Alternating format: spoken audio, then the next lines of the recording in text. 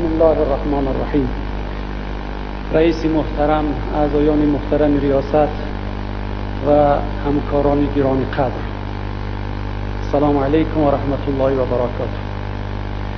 مسئله ای را که امروز برای اطراف سخنرانی برآمده‌ام برای انتخاب کنندگان من حیاتی می باشد و آن هم مسائل مربوط به محدودیت‌های دینی و اعتقادی برای یک مردمی که زیاده از 97% خود را مسلمان و دیندار می‌دانند، مردمی که ما و شما را انتخاب کردند. قانونی که امروز پیشنهاد مجلس گردیده است و شاید قبول هم شود، ادامه سلسله اقدامات است که برای محدود کردن آزادی‌های دینی مردم مسلمان در تاجیکستان مدت هاست که در کشور ادامه دارد. نخستین این اقدام در این جاده منع نمودن اذان مسلمانان از بلندگوی‌های مساجد بود که خلاف نشانداد کنستیتوسیون، طلبات قانون آزادی وجدان و تشکیلات‌های دینی و خلاف طلبات دین مبین اسلام درباره اذان میباشد. اذان شعار دین اسلام است که برای اعلام مردم جهت شرکت در نماز استفاده می شود تا حد امکان باید به همگان برسد. اقدام دیگری حکومت کشور جهت محدود کردن آزادی‌های دینی، حمایت کردن آن از فتوای شورای علما که مخالف با آزادی‌های کنستیتوسیونی مردم دیندار در منع نمودن زنان مسلمان از شرکت در عبادت‌های دست جمعانه بود. در کنستیتوسیون در ماده 26 آمده است هر کس حق دارد مناسبت خود را به دین مستقلانه معین نماید، علاهده و یا یک جایه به دیگران دین را پیروی نماید و یا پیروی نکند، در مراسم و رسم و آیین‌های دینی اشتراک نماید. مرد و زن همه برابر بودند. در قانون آزادی وجدان و تشکیلات‌های دینی در ماده 4 آمده است در جمهوری تاجیکستان آزادی وجدان و آزادی پیروی به دین از جمله حقوقی به تنهایی و یا همراه دیگران پیروی کردن به هر گونه دین کفالت داده می شود. و حکومت را میبایست که در مقابل فتوا مخالفت نموده در کشور دموکراتی و حقوق بنیاد غیر قابل اجرا بودن آن را اعلام می داشت، اما نشد.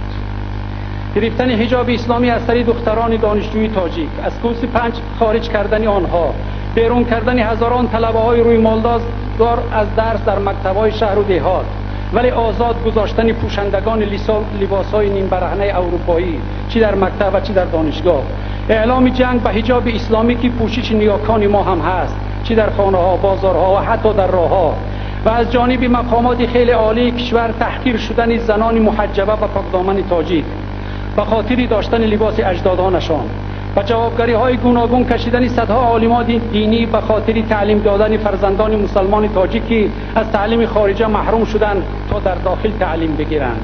همچنین جریمه نمودن صدها امامان مساجد، منع کردن کارمندان نمازگزار از ادای نمازهایشان چی در جای کار و چی در مساجد، در راه و کوچه ها بازداشتن و تراشیدن ریش های مردم دیندار، بستن نمازخانه ها در فرودگاه ها و وکزل ها، شفاخانه ها، استراحتگاه ها، حتی در فیلمنامه ها و نمایشنامه ها در نقش منفی گذاشتن بازیگران با ظاهر اسلامی را بغیر از محدود کردن آزادی دینی چی تعویل میتوان کرد؟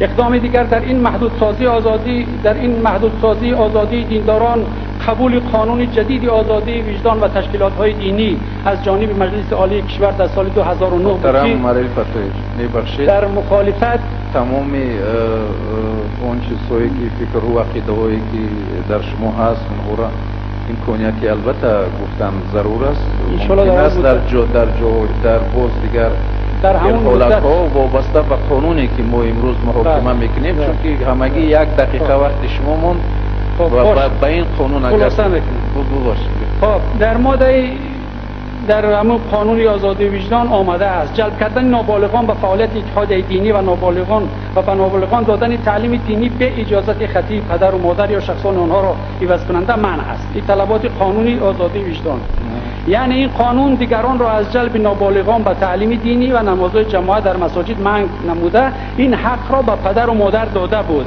اما حالا این قانون مسئولیت نه تنها این حق را از پدر و مادران نیز گرفته است، بلکه آنها را عهده‌دار می نماید که فرزندان خود را از شرکت در نمازهای جماعت باز دارند. خب این طلبات می توان گفت که به آزادی دینی مسلمانان و به خصوص به همون قانون آزادی وجدان و تشکیلات‌های دینی یک مخالفت دارند. خب دیگر مختصر می‌کنیم میریم به آخر. اگر این قانون به مقصد تعلیم و تربیت فرزندان پیشنهاد شده است، خیلی مقصد نجیب است.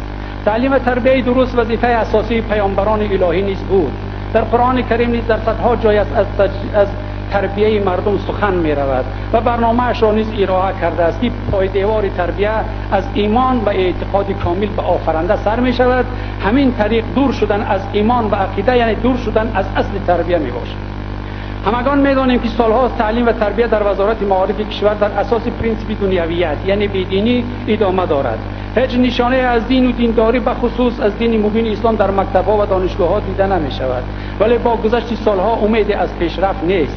خودی وزارت باشد درجه فساد زدگیش بالاتر می رود که در این جاده سزاوار جای اول گردیده است و متناسباً درجه تعلیم و تربیت جوانان پس می رود که خوف ایجاد بحران کدری در کشور را در پی دارد و پرزیدنت کشور نیز در پیامش از نرسیدن 10,000 طبیب در کشور خبر داده بود.